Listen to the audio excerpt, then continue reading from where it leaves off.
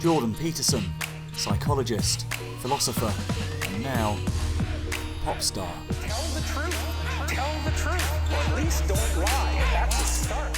He's very easy to work with as his voice is an instrument because he speaks very deliberately and sonorously and rhythmically. Anyway, he actually speaks in a kind of form of rhythmic poetry. Sometimes he is actually rapping. Peterson's words plus lo-fi hip-hop equals JBPWAVE. Make friends with people who want the best for you. At first it's like, oh, it's a novelty thing, and then I kind of listen to it and it's like, no, it's not a novelty thing, this is actually really good. Yeah, that's been the reaction all over. I think that was Peterson's reaction. Right. He was instantly like, thought this was going to be silly and was amused, and then was like, oh, this is actually artful. And oh, now it's actually proving useful. And that's generally the reaction from people. And if you don't have a noble aim, that's not good.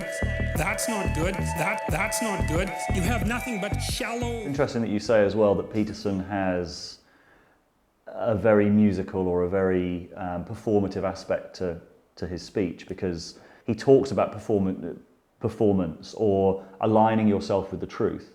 And if you're aligning yourself with the logos of the creative principle, you would expect for that to have an effect on your actual performance. Yeah. Like he feels like a very embodied speaker when he's on stage, like he's fully inhabiting the stories that he's telling, and that performative aspect of it seems to me at least also related to what he's talking about, the logos and incarnating it more in your life and incarnating it more in your being. Yes. And watching him become that over the years, because he was not always as confident and able to just... Now, you know, he freestyles, right? His whole career... Rapping, yeah, his whole career has really reminded me of... It's very... 50 Cent, for example, got big off the back of drama. There was created drama, you know, beefs with other rappers and being shot 13 times and all this stuff, which draws people into the story. But then he had this huge body of work, and that kept people there. Peterson did this. Peterson had these public dramas, and that brought people to him, but then when they got to him, there was this huge body of work for them to get sort of lost and immersed in. And Peterson has some kind of drama like every week at this point. He's like the ultimate sort of contemporary battle rapper. He's at war with all sorts of people at all times, and it's brilliant and very interesting. And if you're into, you know, if you're a rap fan, or if you're if you're a intellectual dark web or whatever the hell it is fan, it's like this guy's getting incredible beefs every week, right? And there's a new sort of supervillain to root against every week with regards to him, or if you're on his side or not. You know, the whole thing's very entertaining, but then it pulls you in, and then there's all this meaning and this huge body of work. Meaning is what you have to buttress yourself against the tragedy of life. Despite the fact that you're a fragile, damaged, mortal creature. But he's quite new on this. Like, if you watch him like 15 years ago, he was a bit awkward and sort of, he was very charming and he knew what he was talking about. But the absolute fucking beast that he has become as a performance creature, who can now just rock up at an amphitheater and just like freestyle a new 2-hour lecture off the top of his head, and he's very into not repeating himself too much, and it's like, you go see a stand-up comedian, you'll see pretty much the same set every week for like a year or something, right? He won't do that. He's more like a very good DJ. Yeah. Like, you know, he has like a fistful of things that he knows works together and they're linked, and he can take you on these different journeys, but depending on who's in the room and where he is, he will create a new and transformative always experience. Yeah, and he also describes that as a dialogue. Yeah. Even if he's the only one speaking, yes. He's speaking deliberately. And if you watch some of the lectures in his classroom, you'll see him pick out one person at a time to speak to. And then he'll change what he's saying based on their facial reactions, their response. If he says something that's a little bit too much, you can see him correcting himself in the moment or adding a bit more context. So it is a very live, I'm a very good DJ, and if you're a very good DJ, that's exactly what you do. You don't just go in there and like play 30 records in a sequence that you've already preordained. You go in there and you have some idea of where you want to go and maybe where you want to end up taking these people, but it's all very different depending on who's in the room and who walks in at any given point, or how they react to one thing at any given point and all that. And yeah, he's become quite masterful at that. So he's a great battle rapper, he's a great DJ. Yes, he's the kind of, he's like the perfect contemporary pop star. And now pop stars are also neutered and boring.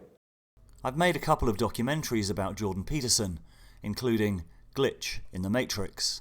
You came in from where? I came in from London last night. Akira turned it into a musical epic. And so what ended up happening was there was a break in the frame, there was a glitch in the matrix, break in the frame, there was a glitch in the matrix, break in the frame, there was a glitch in the matrix, break in the frame, there was a glitch in the matrix. Normally I find sort of pieces of audio to tell a whole story that I already want to tell or what have you. But you'd basically done something that I wanted to do. And you'd done it perfectly. So it was like, okay, I just need to get the right music for this and it'll be a wonderful, useful thing. Yeah, because I first saw it and I thought, oh wow, someone's put a backing track to the documentary, and I thought, oh, that's pretty cool. But then I watched it and I was like, no, there's some real production skill in here. Came for the memes, stayed for the amazingness or whatever. You think it's going to be silly, and then it is, and then it has silliness about it, I suppose. But it actually works on many levels. Particularly with that, the thing is with that is that I pretty much knew almost instantly as well what this sort of sonic palette was, which was this sort of sci-fi-ish, dystopian, vapor, trap, synth thing, which is quite specific. And then it's a case of... Is that my theme tune now then? Yeah, it is. And it really fits with you. It fits with your voice, and it fits with the Britishness that comes to it. There's, particularly now, I've been away for 3.5 years and I came back and things are very dystopic. But you're living in America, so you've got your own dystopian fantasy to worry about. But the American dystopian fantasy is kind of sort of a technicolor, almost Jack Kirby kind of like pop art thing. And the British one is this kind of like grim. It's a lot like the movie of V for Vendetta. Being away for 3.5 years and coming back, it looks and sounds and feels like that. I believe this encounter struck such a nerve because it's a cultural watershed moment. Seen properly, as Peterson would say, it's archetypal in that it contains layers and layers of meaning. When you're making music and writing and stuff, oftentimes you quote the greats. And you quote a Hunter S. Thompson or you quote a Young or whatever. But they're all dead. And they're audio, if there are audio recordings of them, they're not very good. And there aren't that many of them. And here we have Peterson like spitting fucking napalm on a daily basis, like dropping like hours of audio every day, and it's all fucking brilliant and all incredibly quotable, and it's also incredibly sonorous, musical and beautiful and important and necessary right now. If I did nothing else in my life, if I didn't even eat, I could just sit there making Peterson music forever because there's so much material. So I will continue to make Peterson stuff and it will continue to be useful, and there's also many, many other things to draw into music and make useful in that fashion. It's basically, it appears to be a new genre, or at least a new way of sort of communicating ideas and stuff. And I've always done it. I've always made mixtapes that brought in people talking and bringing in ideas and made it musical. Just like now there's a real big appetite for it, and thanks to those lovely robots over at YouTube, it's just this expanding universe of potential for people actually wanting to listen to it and being able to do it. You think there will be a JB Peterson lo-fi genre? Well, there is. Well, you're the only one so far. Well, no, other people are doing it now. If you go look it up, there's actually loads of people doing it now, to like varying degrees of sort of success. But lots of people are doing it, and I've been doing it with other things, and it's called MEANINGWAVE now. Someone called it that in a comment. So there is a genre. It's now, it's a thing. It's called MEANINGWAVE. It combines music aesthetics of lo-fi and vaporwave and vapor trap and cloud rap and with meaningful spoken stuff. So it's not just Peterson? No. I knew that to maintain my integrity as a leader and as a man, I had to take responsibility. And I'm actually expecting at some point in the not too near future, one of these things will end up like transcending the internet and becoming an actual hit. And then there'll be loads of it. What a time to be alive. Yeah. Akira, thank you very much. Thank you, Philly David. And so what you've just seen is awe-inspiring. You've seen someone courageously move past perfection into the unknown, and not only ennoble themselves more, but to ennoble humanity itself. up on your feet. It's like, yes! And then it's tens. They win the goal. Well, everyone knows what that's like. It's like a great musical performance.